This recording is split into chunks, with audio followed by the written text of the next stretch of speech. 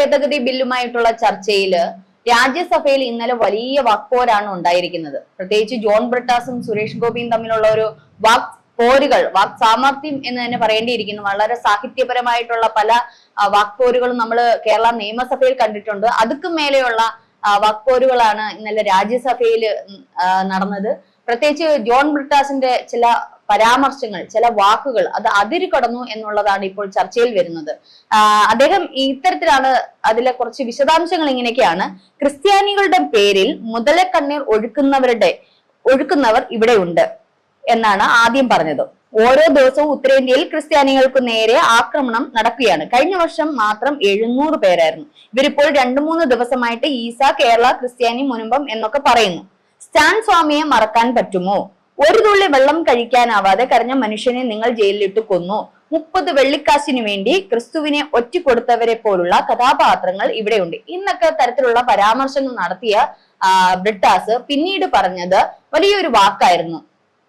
ഇവിടെ BJP ബെഞ്ചില് മുന്നേ പോലുള്ള, എമ്പുരാൻ സിനിമയിലെ മുന്നേ പോലുള്ള ഒരു വ്യക്തി ഇവിടെ ഉണ്ട് എന്നുള്ള ഒരു പരാമർശമായിരുന്നു. മുന്ന എന്ന് പറയുമ്പോൾ നമുക്കറിയാം, എമ്പുരാൻ സിനിമ കണ്ടവർക്കൊക്കെ അറിയാം മുന്ന എന്ന വില്ലൻ കഥാപാത്രം.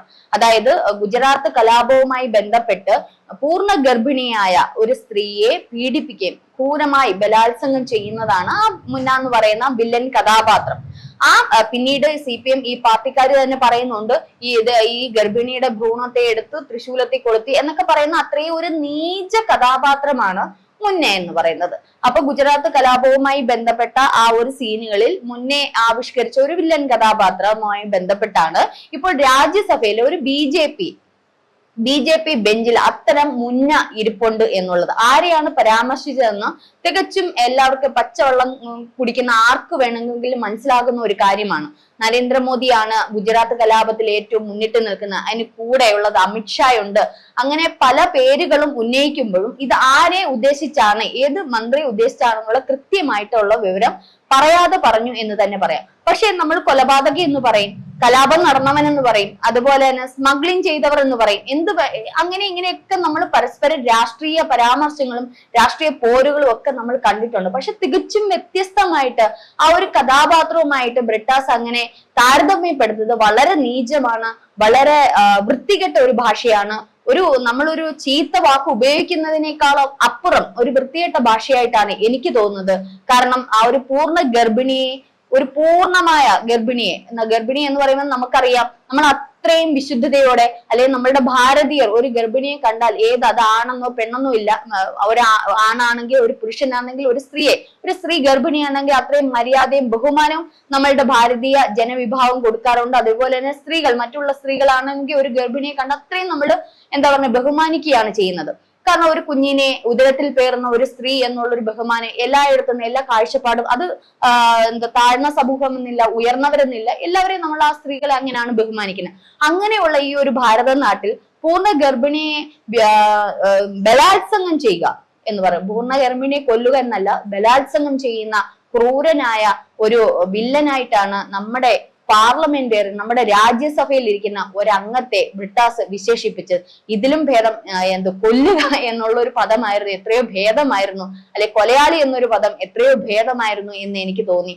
വളരെ നീചമായ വാക്കുകളാണ് ബ്രിട്ടാസ് ഉപയോഗിച്ചിരിക്കുന്നത്. ബ്രിട്ടാസിനെ പലപ്പോഴും ബ്രിട്ടാസിന്റെ വാക്കുകളും ബ്രിട്ടാസിന്റെ പഴയ ഇന്റർവ്യൂ ഒക്കെയാണ് എനിക്ക് അപ്പോഴും പെട്ടെന്ന് ഓർമ്മ വന്നത്.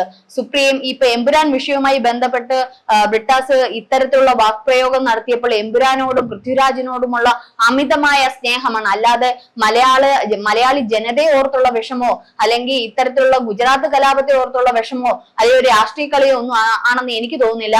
എമ്പുരാനോടും പൃഥ്വിരാജിനോടുമുള്ള അമിതമായ സ്നേഹവും ഒരു ആവേശവും ഒക്കെ കാരണം അങ്ങ് രാജ്യസഭയിൽ അങ്ങ് പ്രകോപിതനായതാണെന്ന് മനസ്സിലാകുന്നുണ്ട്.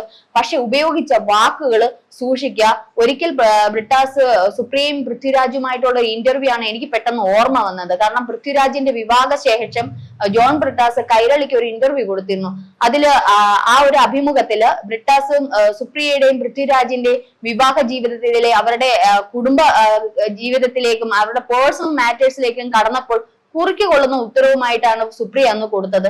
മാത്രമല്ല വർഷങ്ങൾക്ക് ശേഷം ഏകദേശം 2024 മറ്റൊരു മാധ്യമത്തിന് നൽകിയ ഇന്റർവ്യൂവില് ഇതേ ബ്രിട്ടാസിനെ വളരെ വേറെ ഭാഷ ഉപയോഗിച്ച് തന്നെ എന്താ പറയുന്നേ, വേറെ രീതിയിൽ വേറെ തലത്തിൽ തന്നെ ബ്രിട്ടാസിനെ കുറിച്ച് അന്ന് സുപ്രിയ പറയുകയും ചെയ്തു. സുപ്രിയയുടെ മനസ്സിൽ ഇപ്പോഴും ബ്രിട്ടാസ് എന്താന്നുള്ള നല്ല ഉള്ളിൽ ഉണ്ട് എന്നുള്ളത് മനസ്സിലായി. കാരണം പുതുമോടിയായിട്ട് അല്ലെ കല്യാണം കഴിച്ചിട്ട് ആദ്യമായിട്ട് വരുന്ന ഒരു ഇന്റർവ്യൂ ആണ്, ഒരിക്കലും ആരും മറക്കത്തില്ല. അപ്പൊ ഇത്തരം ചോദ്യങ്ങളൊക്കെ ചോദിക്കുന്നത് സുപ്രിയ ഈ ജന്മം മറക്കില്ല. അപ്പൊ അതുകൊണ്ട് അന്ന് കുറുക്കിക്കൊള്ളുന്ന ഒരു മറുപടി സുപ്രിയ കൊടുത്തു. അതിനുശേഷം വീണ്ടും ആ ഒരു ഇന്റർവ്യൂവിനെ പരാമർശിക്കുകയും ചെയ്തു. കാരണം പലപ്പോഴും ബ്രിട്ടാസ് അതിര് കടന്ന രീതിയിലാണ് സംസാരങ്ങൾ. അത് കൈരളിയിലെ ഒരു അവതാരകനായിട്ടായാലും ഒരു ജേർണലിസ്റ്റ് മാധ്യമ പ്രവർത്തകനായിട്ടായാലും പലപ്പോഴും പല ഇന്റർവ്യൂവിലും പലരും ഇപ്പോഴും എടുത്തിട്ട് അത് ട്രോളുന്നുണ്ട്.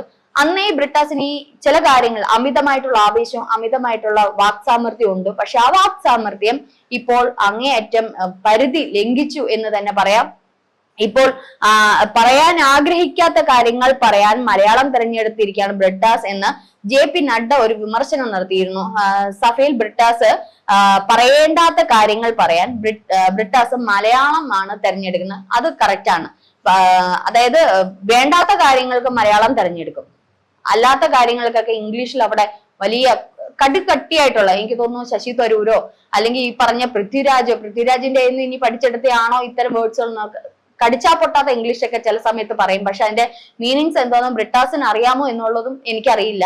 എനിക്ക് അത്ര ഇംഗ്ലീഷ് ലാംഗ്വേജുകളൊന്നും എനിക്കറിയില്ല. പിടികിട്ടാത്ത തരത്തിലുള്ള കടിച്ചാ പൊട്ടാത്ത വാക്കുകളൊക്കെ പലപ്പോഴും ബ്രിട്ടാസ് ഇത്തരത്തില് രാജ്യസഭയിൽ പറയാറുണ്ട്. പക്ഷെ ഇതിപ്പോ മലയാളത്തില് മുന്നേ പറ്റി പരാമർശിച്ചപ്പോൾ അത് വലിയൊരു പ്രതിഷേധത്തിലേക്കും അല്ലെങ്കിൽ എന്താ പറയാ വലിയ വേറൊരു വേർതിരിവിലേക്കാണ് പോകുന്നത്.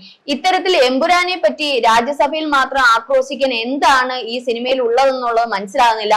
ഇവിടെ കോൺഗ്രസോ മറ്റുള്ള പാർട്ടിയോ ഈ പറയുന്ന സംഘപരിവാറോ RSSോ ഈ മലയാളികൾ പോലും മറന്നു 2 ദിവസം കൊണ്ട്. വീണ്ടും അതിനെ എടുത്തിട്ട് വർഗീയതയുടെ വിഷവും അതേപോലെ തന്നെ രാഷ്ട്രീയ വിഷവും ഒക്കെ കലർത്തി മലയാളികളെ മാത്രമല്ല ഇന്ത്യൻ ജനതയെ 2 വിഭാഗമാക്കിക്കൊണ്ട് എന്തിനാണ് ഇങ്ങനെ തമ്മിൽ അടുപ്പിക്കുന്നത് എന്നുള്ളത് മനസ്സിലാകുന്നില്ല.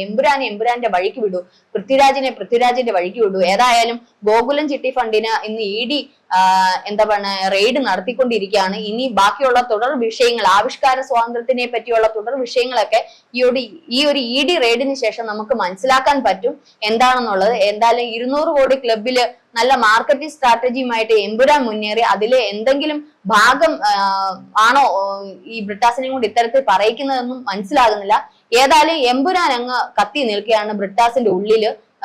അതൊന്ന് മാറ്റി വെക്കുക, അതിന്റെ ഹാങ് ഓവർ മാറ്റി വെച്ചിട്ട് കേരളത്തിലെ മുനമ്പം വിഷയവുമായിട്ടും അല്ലെങ്കിൽ ആശാ വർക്കേഴ്സിന്റെ പ്രവർത്തകരുടെ വിഷയമൊക്കെ ഇത്തരത്തിൽ രാജ്യസഭയിൽ ഉന്നയിച്ചിരുന്നെങ്കിൽ വീണ്ടും മലയാളികൾ ബ്രിട്ടാസിന് ഒരു കയ്യടിയെങ്കിലും നൽകിയേനെ. മുനമ്പം വിഷയമൊക്കെ ക്രിസ്ത്യാനികളെ പറ്റിയൊക്കെ ഇങ്ങനെ പറയുമ്പോൾ എത്രയോ ക്രിസ്ത്യാനികൾ മുനമ്പം വിഷയവുമായി ബന്ധപ്പെട്ട് നിൽക്കുന്നു. അത്തരത്തിൽ ഒരു കാര്യം അതിൽ പരാമർശിക്കാതെ, അതിൽ ചർച്ച ചെയ്യാതെ അല്ലെങ്കിൽ അവരോടൊപ്പം നിൽക്കാതെ മലയാളികളെ തീരെ തള്ളി പറഞ്ഞുകൊണ്ട് ഒരു സിനിമയുമായി ബന്ധപ്പെട്ട് അതിൽ വാക്പോര് നടത്താനും തർക്കിക്കാനും എന്താണ് ഇതിലുള്ളതെന്ന് മനസ്സിലാകുന്നില്ല. എന്തിനാണ് ഒരു CPM അംഗം എന്നുള്ള രീതിയിൽ അങ്ങ് രാജ്യസഭയിൽ നിൽക്കുന്നത് എന്നുള്ളതും മനസ്സിലാകുന്നില്ല.